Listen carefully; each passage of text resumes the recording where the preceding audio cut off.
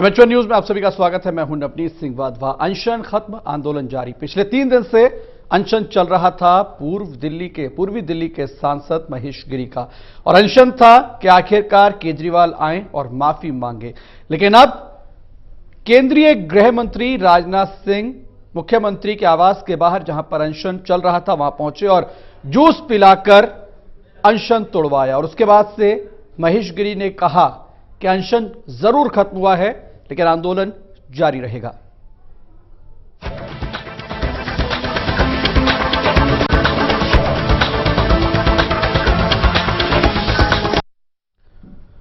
जी हां, अनशन खत्म हुआ है लेकिन आंदोलन जारी रहेगा, यह कहना है महेश गिरी का। तस्वीरें सबसे पहले आपको दिखाते हैं। केंद्रीय गृह मंत्री राजनाथ सिंह 3 दिन से, जो कि महेश गिरी अनशन पर बैठे हुए थे, वहां पर आज पहुंचे और जूस पिलाकर महेश गिरी का अनशन तुड़वाया। और उसके बाद गृह मंत्री ने कहा कि महेश गिरी अपना आंदोलन जारी रखें, लेकिन सेहत खराब करके इस तरीके से अनशन पर बैठ के जो गूंगे बहरे लोग हैं उन तक आवाज नहीं पहुंचाई जा सकती और इसके लिए आंदोलन चलाना पड़ेगा। ये जब गृह मंत्री ने कहा तो सहमति जताई गई महेश गिरी की तरफ से, और उसके बाद जूस पिलाकर गृह मंत्री ने उनका अनशन खुलवाया, उनका अनशन तुड़वाया। मेरे सहयोगी आलोक सांगवान इस वक्त हमारे साथ न्यूज रूम से लाइव जुड़ चुके हैं। आलोक, 3 दिन तक यह अनशन चलता रहा और आज आखिरकार जब केंद्रीय गृह मंत्री वहां पर पहुंचे और उसके बाद इस अनशन को तोड़वा दिया गया, यानी कि अब दिल्ली की सियासत में, जैसा कि महेश गिरी ने साफ तौर पर कहा कि अनशन जरूर खत्म हो गया लेकिन आंदोलन जारी रहेगा, तो आने वाले दिनों में कई सियासी उठापटक या यूं कहें कि सियासी गर्मी, जो कि गर्मी का मौसम जा रहा है, मानसून आ रहा है, और ऐसे में गर्मी सियासी जरूर दिखाई देगी।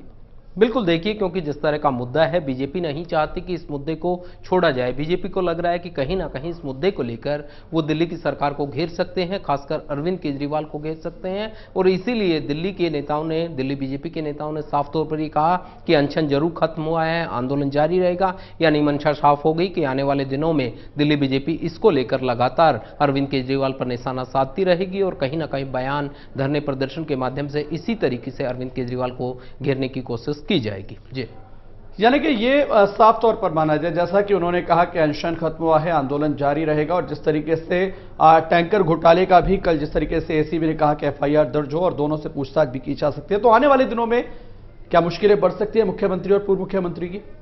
देखिए, जाहिर तौर पर क्योंकि अरविंद केजरीवाल का नाम आया है और उस पार्टी का जो कहीं ना कहीं इस तरह का दावा करती है कि भ्रष्टाचार को लेकर वो इतने गंभीर हैं, कहीं भी यदि भ्रष्टाचार होगा तो सीधे तौर पर वो कार्रवाई करेंगे, और ऐसे में यदि 10 महीने तक, 11 महीने तक कोई फाइल दबी रहती है, कोई कार्रवाई नहीं होती है, और जिस तरीके से बीजेपी की मांग है कि टेंडर को रद्द नहीं किया जाता है, तमाम चीजें हैं जिनको लेकर अरविंद केजरीवाल पर सवाल खड़े हो रहे हैं। दूसरी तरफ शीला दीक्षित को लेकर जिस तरह की एफआईआर हुई है, तो जाहिर तौर पर आने वाले दिनों में कांग्रेस के द्वारा भी तमाम चीजें कही जाएंगी और कांग्रेस अपनी तरफ से बताएगी कि किस तरीके से उनकी कोई गलती नहीं है, तमाम प्रोसेस जो था उसके तहत तमाम चीजें हुई हैं। तो इस तरह के जो बयान है उनके बीच लग रहा है कि कहीं ना कहीं टैंकर घोटाले मामले को लेकर भी दिल्ली की राजनीति आने वाले दिनों में गर्म होगी। चलिए, टैंकर घोटाले को लेकर के भी गर्म हो सकती है, लेकिन 3 दिन तक लगातार एमएच1 न्यूज की भी नजर मुख्यमंत्री आवास के बाहर, जहां पर महेश गिरी लगातार अनशन पर बैठे हुए थे, वहां पर थी।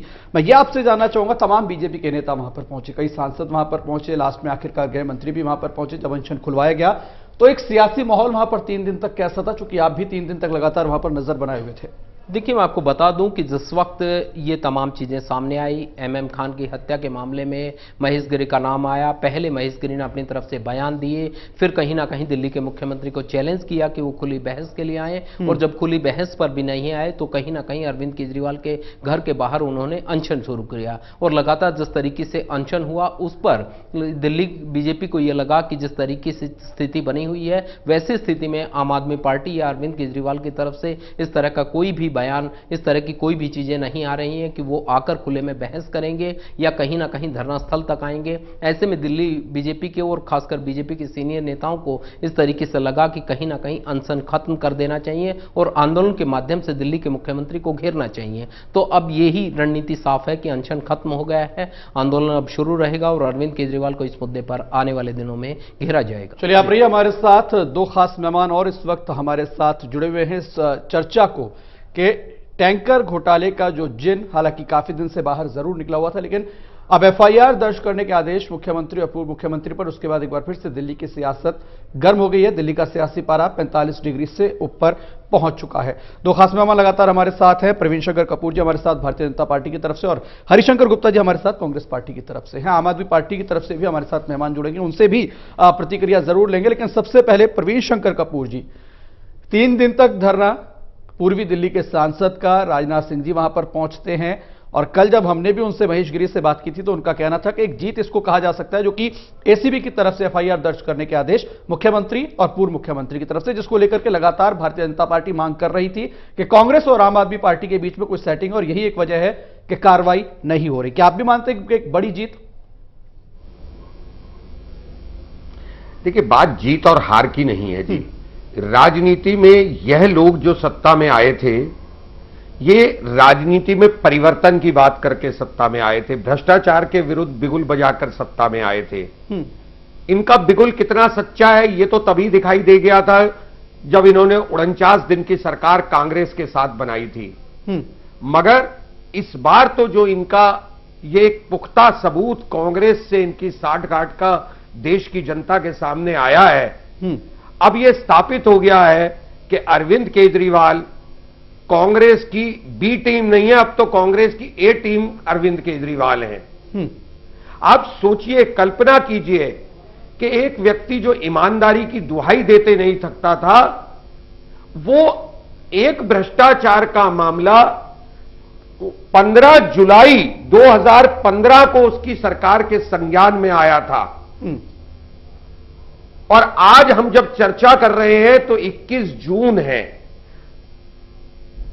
11 महीने तक आप उसको दबा करके बैठे रहे, आखिर किसे लाभ दे रहे थे? और अब इसमें एक दूसरी बात है कि 11 महीने से आपको पता लगा है कि ये एजेंसी जिससे आपने टैंकर लिए हैं, इसमें भ्रष्टाचार है, इसमें जनता को नुकसान पहुंचाया जा रहा है। आपने वो करार भी रद्द नहीं किया, आप उसी कंपनी से अपनी डील भी कर रहे हैं।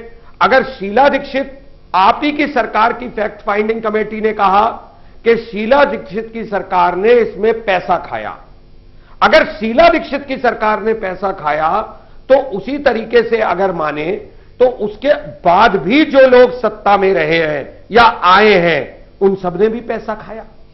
तो ये तो स्पष्ट हो गया कि ये बड़ा लंबा मामला है। ठीक है, इसकी जांच जरूरी थी। प्रवीण शंकर कपूर जी, जांच एक बार फिर से मैं आपके पास जुलाई आपने जो एक सबसे पहले बात हो गया कि ये घोटाला प्रवीण है। शंकर कपूर जी, जो बात आपने सबसे पहले कही कि पहले कहा जाता था कि कांग्रेस की बी टीम है आम आदमी पार्टी, लेकिन इस पूरे घटनाक्रम के बाद जैसा कि आपने कहा कि अब तो लगता है कि ए टीम है। हरिशंकर गुप्ता जी, ये आरोप पहले भी लग रहे थे जब ये मामला सामने आया था और ये कहा जा रहा था कि आखिरकार कार्रवाई केजरीवाल सरकार क्यों नहीं करती है। तब आम आदमी पार्टी कहती थी कि एसीबी हमसे ले ली गई, हम क्या करें आखिरकार।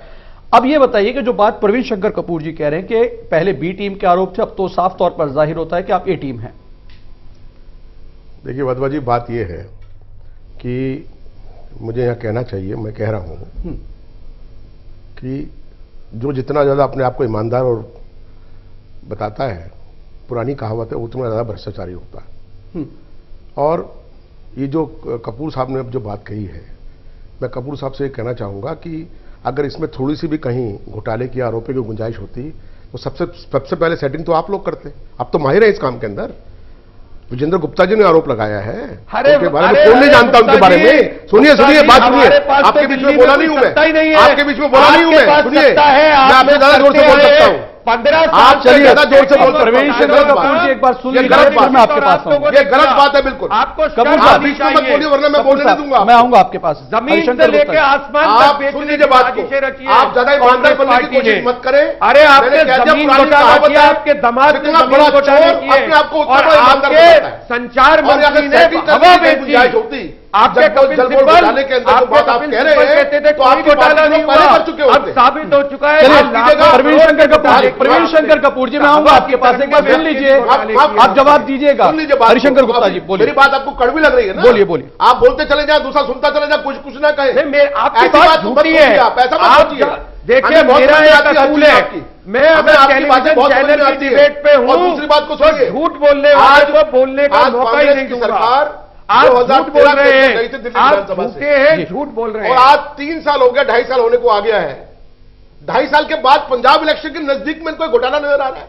आज शीला दीक्षित जी को पंजाब का प्रभारी बना के भेज रहे हैं, इनके जो है चूल्हे हिल गई इनकी और उनके खिलाफ में आरोप लगाने शुरू कर दिए। अरे आपने तो कमलनाथ जो चलिए अरे ये तो एक हरियाणा बड़ी था, बात कर रहे हैं आप। प्रवीण शंकर भी कपूर जी, भेजा था। हरिशंकर गुप्ता जी, अरे आप क्या बात हरिशंकर कर रहे हैं गुप्ता जी पंजाब और की? प्रवीण शंकर आप कपूर क्या जी, बात कर रहे हैं? समय मुझे शीला इजाजत नहीं दे रहा, एक ब्रेक के लिए यहाँ पर मैं जो रुकूंगा, ब्रेक के SIT बाद के लौटेंगे एक बार फिर से आप इस इसी विषय पर रहिए, कमलनाथ को मत ठीक है जाइए आप। ठीक है हरिशंकर गुप्ता जी और प्रवीण शंकर कपूर जी, एक ब्रेक के लिए यहां पर रुक रहा हूं, ब्रेक के बाद लौटेंगे, फिर इस चर्चा को आगे बढ़ाएंगे और मेरे सहयोगी आलोक सांगवान भी लगातार हमारे साथ जुड़े हुए हैं, उनसे भी बातचीत करेंगे कि जिस तरीके से पूरा मामला सामने आया उसके बाद सियासी हलकों में प्रतिक्रियाएं आज पूरे दिन क्या रही। छोटा सा ब्रेक, जल्द वापस लौटते हैं।